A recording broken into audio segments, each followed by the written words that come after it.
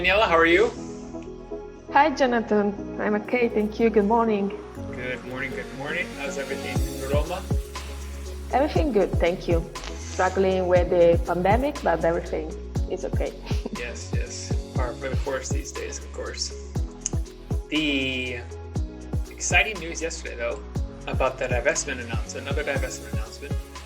Record number of the largest joint divestment announcement, 47 countries, 47 institutions, from 21 countries. And first, do you want to talk about, inform people kind of your role in all that, and also talk about how special that was to see so many institutions committing to divestment? Yes, thank you. It's a pleasure for me to tell more about this. I am the divestment campaign coordinator of the Global Catholic Climate Movement, and I started my experience there in 2017. And when I started as coordinator of the campaign, I remember that we had some the initial joint commitment from Catholic institutions that we had. We were able to collect 3 or 4 commitments for a few Catholic institutions, and I can see that since we started, now the number has increased a lot, but not only the numbers, also, as you were mentioning before, also the countries that now are involved in the divestment campaign. As you were mentioning, so yesterday there was this big news of 47 Catholic institutions committed to divest from fossil fuels. Those are Catholic institutions of different types of Catholic institutions. You can see bishop conferences, dioceses, religious orders, lay organizations, and they come from all the continents, from different countries from all the continents. And this was the largest both interfaith and Catholic divestment commitment. In fact, in the list, thanks to the work that we as GCCM have with other international partners, we had the possibility to have not only Catholic commitment, but also Protestant and Jewish commitment. And this is really, really impressive and also prophetic and important. We are in the week of the G20 meeting, and so the week started with a strong call coming from faith leaders saying, okay, this is the direction that we should take. You political leaders, you leaders from the biggest and major economies of the world, you should also take this direction. In terms of number, we have 47 faith institutions today. In the wider divestment movement, the commitment from the faith leaders constitute the majority, and in those commitment, the Catholic institutions are the majority of them. So we are very, very proud of the work that that faith institutions are taking, and I am sure that this kind of sharing of the hope and highlighting that the path to take for the future will continue also in the next years. Mm-hmm. And faith institutions, like you said, are really leading the way on divestment, right? It's a global movement that faith institutions are leading. Yes, as I said, they constitute more than the 30% of the wider international divestment movement worldwide. So we as GCCM, as only the Catholic part of our international movement, there are several partners, several organizations, different faith and non-faith leaders. And if you want to make just sort of, let's say, summary of what happened with the history of divestment, the divestment in terms of tactic that can be taken, it is very simple. Divestment is just the opposite of an investment. So when you have money, you can decide to consume it, to save it for your future consumption, or to invest it, that is to buy stocks or bonds or other investment that can generate some kind of income. Divestment is just the opposite to that. You sell those bonds, those stocks, or other investment, and you can do it for several reasons. You can do it because you want money, because you need to consume it. You can do it because you consider that the kind of investment is too risky, or you can do it because you are doing a moral evaluation around that kind of investment. And the movement of the investment, and especially I would say also the Catholic one, is really making leverage on that kind of the moral evaluation of investment in fossil fuel companies. And on this moral perspective, the concept of divestment rose as a key tactic during the apartheid regime in South Africa. So apartheid denied the basic rights to the majority of population of South Africa, and it was an immoral system. So companies that invested in or did business with apartheid South Africa were targeted for divestment, and also it started a sort of movement from universities, especially in the US, who asked the board of the university to divest from those companies that were taking relation with the apartheid in South Africa. The divestment tactic worked in South Africa. Fortunately, the racist system of apartheid has been dismantled. And what we are doing as GCCM and as the wider divestment movement is also trying to apply the divestment tactic also to the climate change. So to see if divestment is a way, is a tactic, is a strategy also to tackle the climate crisis. And from what we can see from also the increasing number of institutions that are deciding to remove their money from fossil fuel companies because they consider that this is not something in line with the science, this is not something in line with the finance, and it is not moral, we can see that also the divestment also in that is having a good impact. And on this, just let me also understood that there are some fossil fuel companies that in specific statement interviews, they are highlighting that the divestment campaign is one of the major risks of their economy at the moment. Mm-hmm. Yeah, I was just going to ask you to bring up the fact that Royal Dutch Shell was citing divestment now as a material risk to its business, which is clearly shows that this movement, this divestment movement, is having an impact. I mean, it's the morally right thing to do, but it's also having a real impact, a tangible impact, would you say? Yes, so there are different kind of impacts also depending on the relevance and the asset of the institution that is divesting. As you imagine, if you have, it is natural that probably the divestment of a very big institutional investor will have more impact rather than the divestment of a small institution. This is normal. But it is also the reason why we do this joint divestment commitment, so having all the institutions all together. And we cannot forget that what we do is, first of all, an advocacy work, is a campaign, so it is a work that we want to make public. It is important for us that institutions, they take their divestment commitment as a financial decision. This is important, but it's not sufficient. What is necessary is that they make this decision public, and this is the part of the advocacy campaign.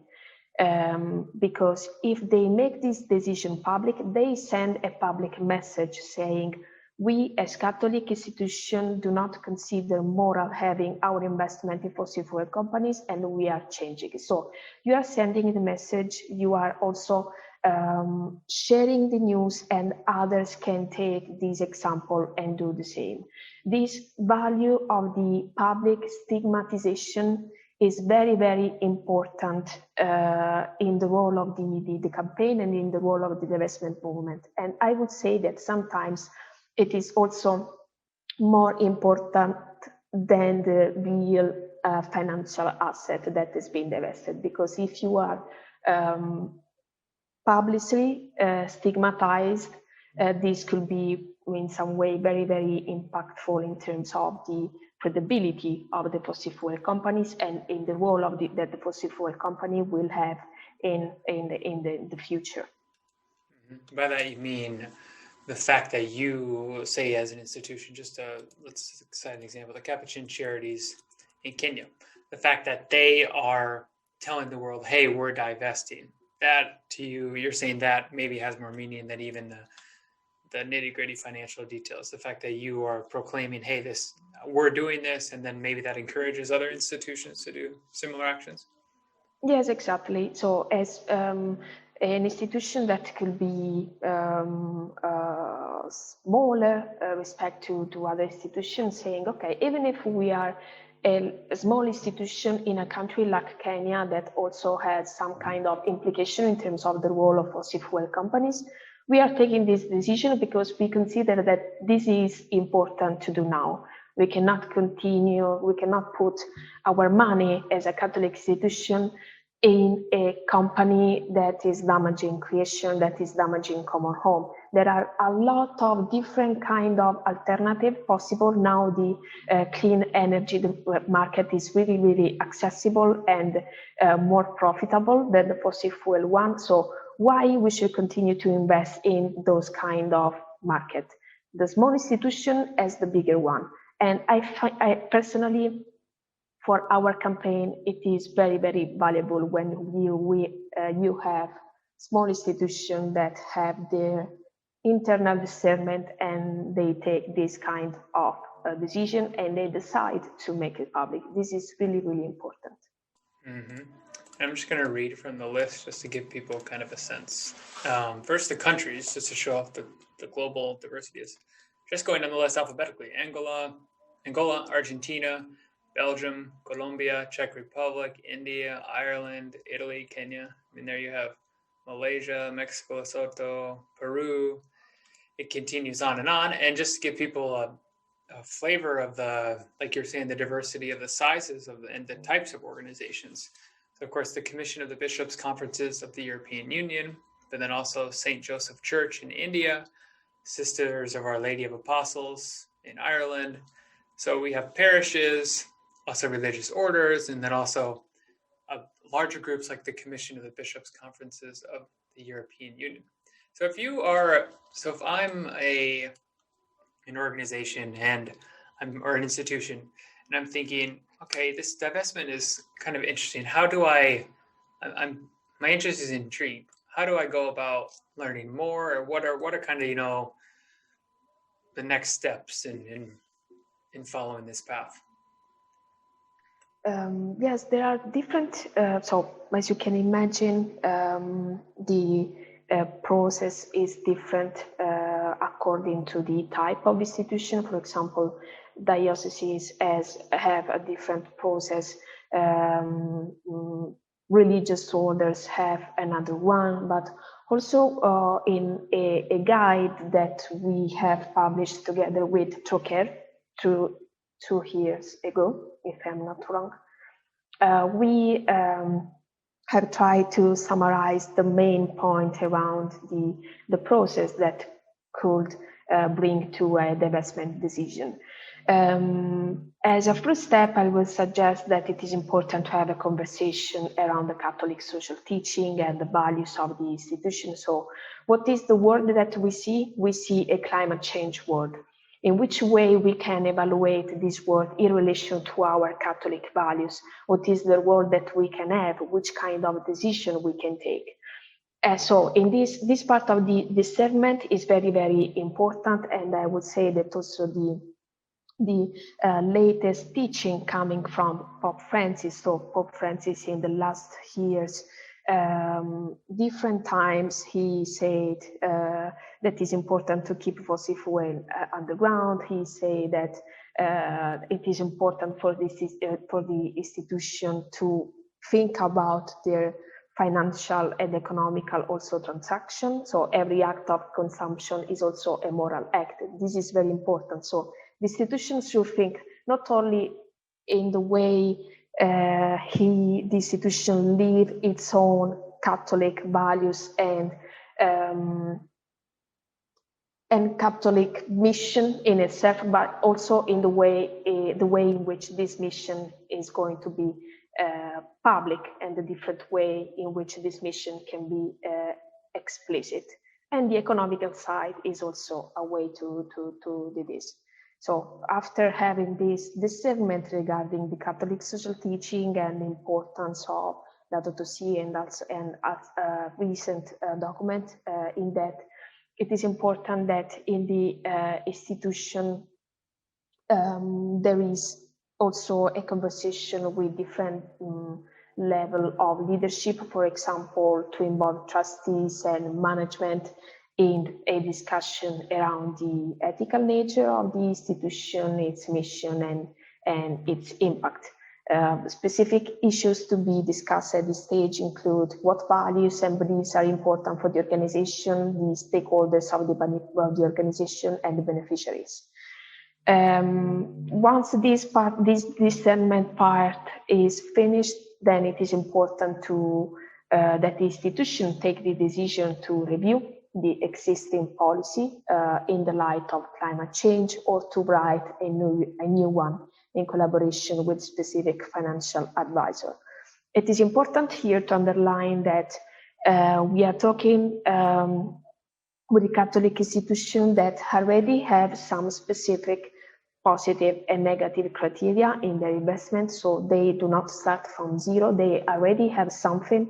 What they need to do is to review their policy to see if they already have the exclusion of fossil fuel companies included, or if they have to change something.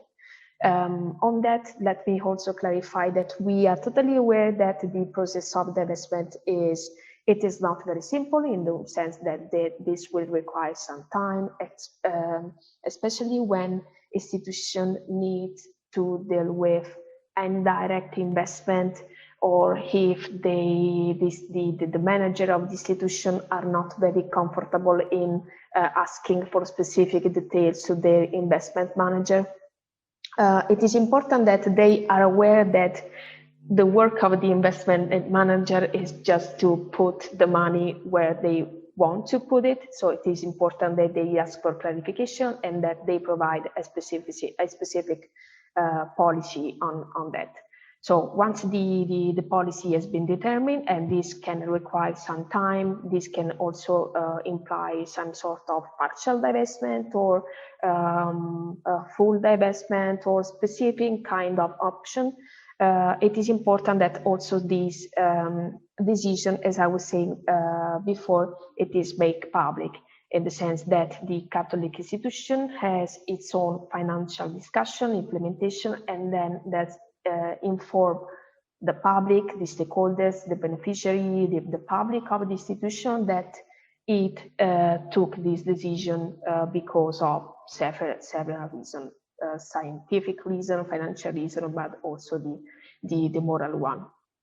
Then there are also other kind of, let's say, financial details that are not strictly related to the campaign, but they concern the reporting, the review of the investment policy. So in this case, it will be the person in charge of managing the money of the institution that will take care of these specific details.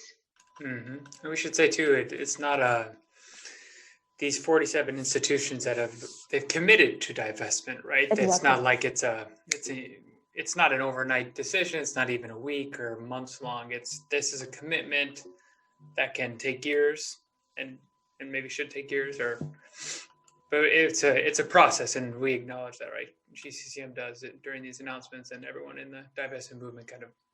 Yes, on the list you will see that we have some institutions that have already divested. So what they are going to make public is just this decision, saying, okay, we have reviewed our investment policy and we decided to divest. Other institutions, on the contrary, are taking the commitment to divest. They are saying, okay, we are starting the process to review our investment policy and we will finalize a divestment policy that could be partial, full, etc. What we ask institutions is to take this commitment, and our recommendation is the one to finalize this process in the time frame of 5 years. But this is just a suggestion, a recommendation. We are totally aware, as I was saying before, that this could require more time or less time, and it also depends on the nature and the work of the institution. And we are not going, let's say, to question these internal details. So this is something that institution is going to manage. What it is relevant for us is they decided to take this decision public. Mm-hmm. And I should say also there's been so much positive momentum around divestment in the recent months. Earlier this year, just in June, the Vatican released its first environmental guidelines in which they suggest divestment. And then we had last month or within weeks, Pope Francis talking about investing in companies that prioritize social justice, the common good, during his TED Countdown talk. How much has that really helped the divestment movement, and also to really clarify the Catholic teaching around that in your work, and how much have you seen the movement feel a boost from those announcements? Yes, I would say that as regarding the Catholic audience, the leadership of Pope Francis was really, really important in pushing the message around that divestment. The Pope Francis was clear in the Laudato Si. So in the Laudato Si, he affirmed that the technology based on fossil fuels needs to be progressively replaced without delay. So already there was a real strong call to abandon the fossil fuel system.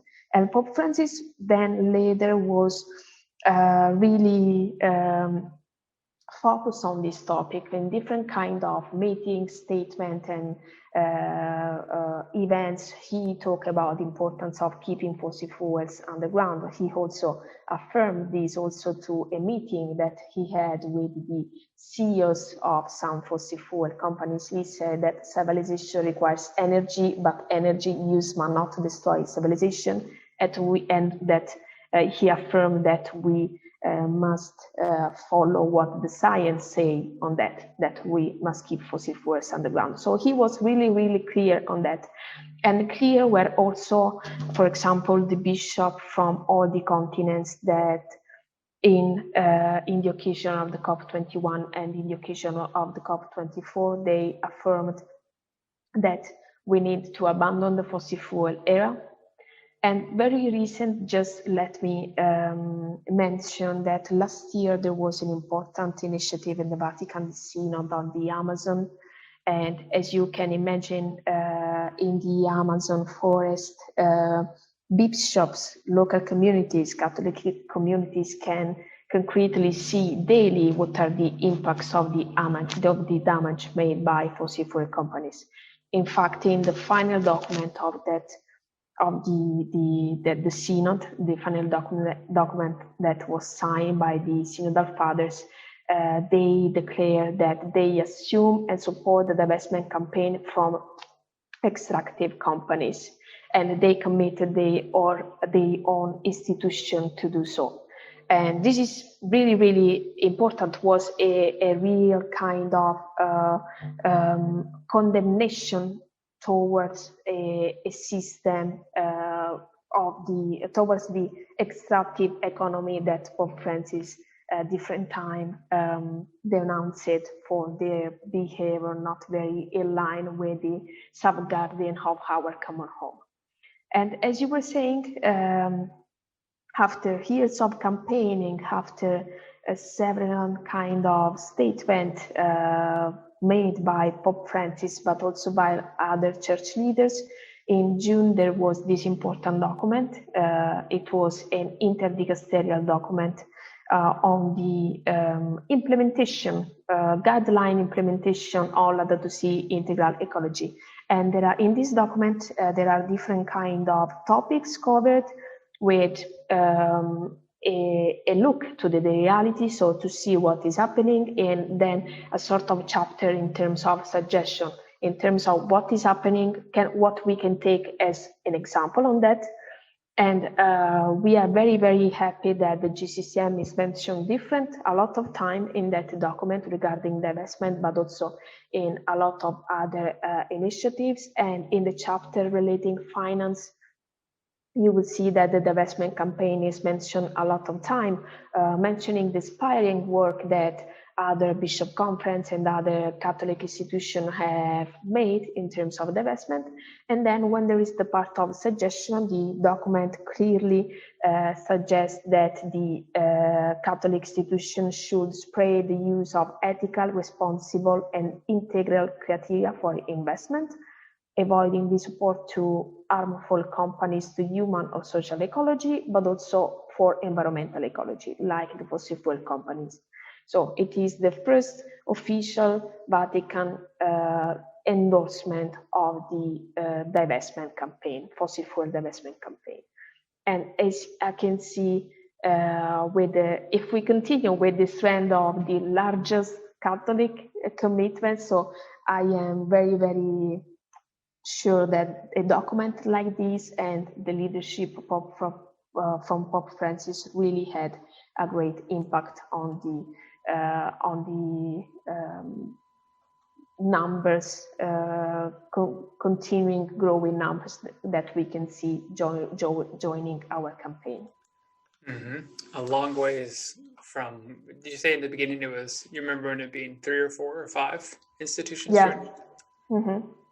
Yeah, and yeah, it is really impressive what we can see now in terms of the number that has increased. If at the beginning there was some kind of reluctance to join the divestment campaign and also to make the decision public, now we can see that there are some Catholic leaders who see that divestment is like the most natural thing that they need to do in order to implement their Catholic values. So this has been a really, really success. And as I said, it has been inspired by the great leadership from Pope Francis, but also I will recognize also that political leaders in some way and in some countries are also going to be aligned with sustainable investment, sustainable finance, let's say sustainable future, if you want to be very general. So now it is more natural to talk about sustainable investment and just and ecological transition, while 5 years ago probably it was in some way more difficult and more challenging. It's become more kind of part of the process. If you're committed to this is what you do to live out your values then. Yes, I can see that also in some commitment that we have in this announcement. For example, I'm thinking of the Commission of the European Union Bishop Conferences. In the statement that they release, they explicitly make mention, for example, to the European Green Deal. So there is a sort of alignment of what is going to happen in the world on the political side, but also on the faith side. And there are some governments who that are on the line of stopping to finance fossil fuel companies, and others not. So it is important that church leaders at the moment are also pushing in some way those countries who are still not aligning the public taxes and the public investment also in terms of sustainability. Mm-hmm. It's growing and growing and growing. Thank you so much, Daniela. If people want to find out more, of course, they can go to catholiclimatemovement.global. And how else would you recommend? They can find the guide there that you mentioned. They can find the recent announcements, or Yes, Monday's announcement. On the GCCM website, there is a specific webpage on divestment. On that webpage, they will find not only the recent news, so the press release or the list of all the institutions that have committed, but also specific toolkit and material that could guide them to divest if they are part of a specific Catholic institution, but they will also find some material that could engage them as a sort of campaigner, let's say. If they want to play a role in their school, university, in their own Catholic institution, they will find some material that could be useful in convincing the bishop, the trustee, the manager of their own institution to join the divestment campaign and take this important decision for our common home. Very well. And it can be a process, like you said. So persistence is the key, of course. So absolutely. Well, thank you so much, Daniela. Have a great day and wonderful talking. Thank you. It was a pleasure. Thanks a lot. We will talk soon. Thank you again.